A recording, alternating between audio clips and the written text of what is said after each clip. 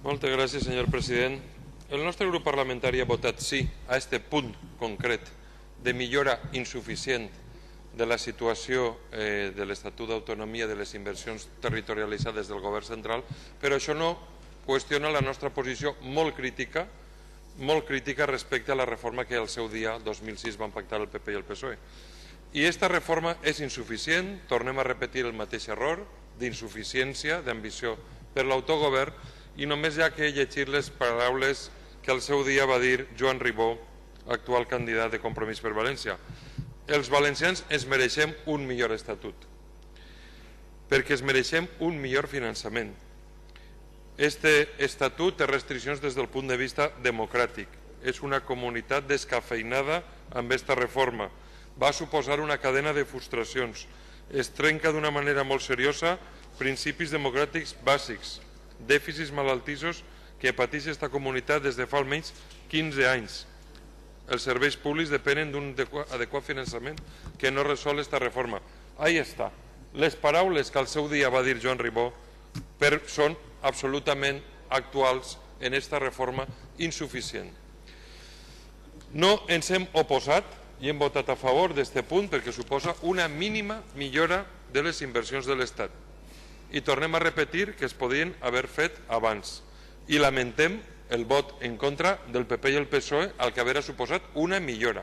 En Compromís haverem millorat en esmenes positives. Perquè després no ens tornen a fer discursos que són 5 milions de valencianos.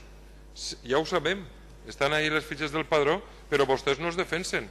No els han defensat ni quan nosaltres en el debat de política general presentàrem aquesta proposta de resolució que votaren en contra, perquè l'informe dels experts parla de la insuficient dotació, la insuficient finançació de les nostres competències i ho quantifica en 3.500 milions d'euros, i vostès van votar en aquell moment en contra, i en aquesta reforma de l'Estatut la nostra esmena número 3 en contra. No tornen a fer demagogia, han votat vostès en contra d'una cosa justa recolzada per l'informe dels experts per a tindre en el model de finançació del PP la inversió que es pertocava. Han votat en contra, per tant, el Partit Popular no podrà tornar a exigir aquesta qüestió perquè no és així. Si hagueren fet bé les coses en temps, amb ambició per l'autogovern, ara, entre altres coses, perquè això s'ha de traduir en mesures concretes, per exemple, tindríem l'autopista AP7 gratuïta. Altres comunitats autònomes que sí que van imposar la seva clàusula, com la que hem aprovat ara sí, en temps i forma, han recuperat peatges, per exemple, o han fet inversions productives per ajudar a l'economia real, i nosaltres, durant aquest temps, no hem fet res. Li he de reconèixer al senyor Toni Such que, efectivament, el govern central dels últims temps ha invertit més a la nostra terra que els governs del senyor Aznar. Segurament per l'AVE. Són dades oficials, però no per damunt de la mitjana que ens correspondria. Són dades oficials. S'ha invertit al voltant d'un 8%, quan nosaltres representem un 10% de la població espanyola. Per tant, sempre insuficients. Fins i tot en l'AVE, que ja estem veient els efectes que està produint en la nostra economia i en les pernoctacions. Ho estem veient, aquests meravellosos impactes que anava a tindre. L'únic impacte que hem vist és sobre el territori i sense estudi d'impacte ambiental. Sempre s'ha invertit menys. I en els últims anys, per mitjana, hem deixat de rebre inversions del govern central per valor de 2.500 milions d'euros. 500 milions d'euros per cada anualitat, des del 2007, 2008, 2009, 2010, 2011.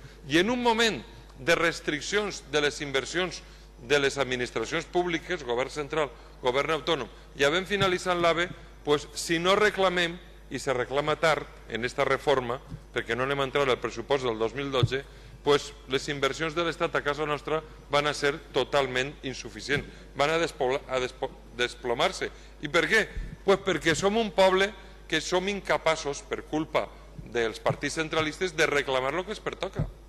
Si vostès han estat incapaços de reclamar el que sí que reclamen els seus aliats en Andalusia i en Extremadura, són incapaços. Com van a defensar vostès la nostra autonomia? Nosaltres hem votat sí per responsabilitat, però nosaltres necessitem estem en la UCI i necessitem una transfusió de sang total i nosaltres ens anem a conformar en una aspirina. Això que hem aprovat així és una aspirina quan estem en la UCI. I això és molt negatiu. Gràcies, senyor Morera. Molt negatiu per al nostre benestar i per al nostre futur. Ho lamente, sincerament, el seu vot negatiu, el que hauria sigut una reforma més avançada.